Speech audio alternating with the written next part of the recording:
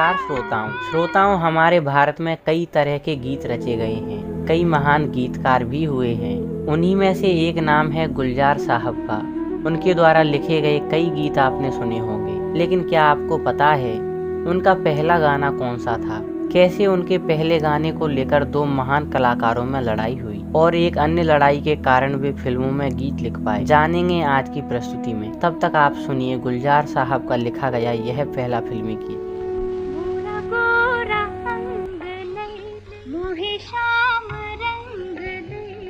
जाऊंगी रात ही में मोहे पी का संग दे दे।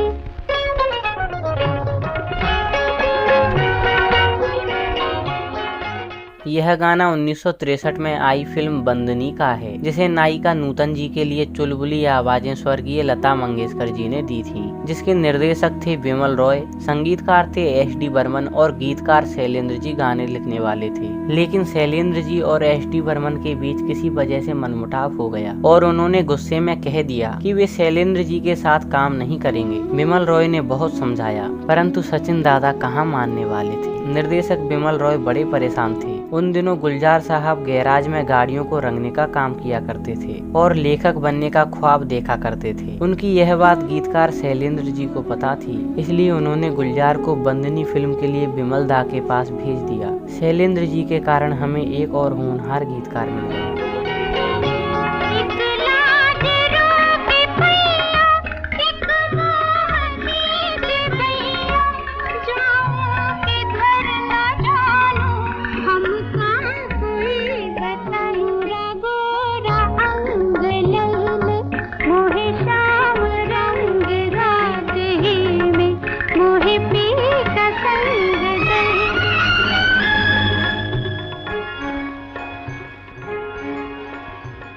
गीत बनने के बाद विमल दा चाहते थे कि नूतन जी पर इस गीत को घर के अंदर फिल्माया जाए, लेकिन एस.डी. बर्मन चाहते थे कि गीत घर से बाहर फिल्माया जाए। एस.डी. बर्मन ने दलील दी कि कल्याणी यानी नूतन घर के अंदर अपने पिता के सामने यह गीत गाएगी तो कैसे, घर के अंदर गीत का दम घुट जाएगा। तब विमल दा बोले कि वह बचपन से वैष्णव कविताएं सुना करती है तो क्यों नहीं गा सकती। ऐसे चरित्र रात में घर से बाहर नहीं निकला करते हैं। अंततः दोनों ने मिलकर निश्चय किया कि कल्याणी यह गाना ना तो घर के बाहर गाएगी और ना ही घर के अंदर, वह घर के आंगन में गाएगी, और इस प्रकार गाना पूर्ण हुआ।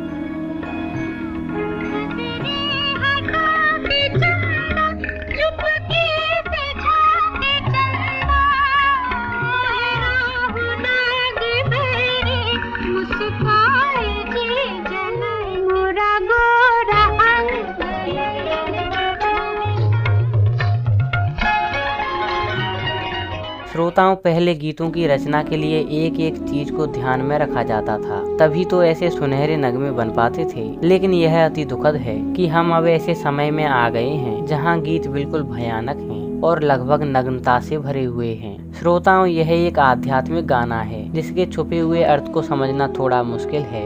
न जाने कहाँ चला गया ऐसा जमाना और कल्याणी की सादगी।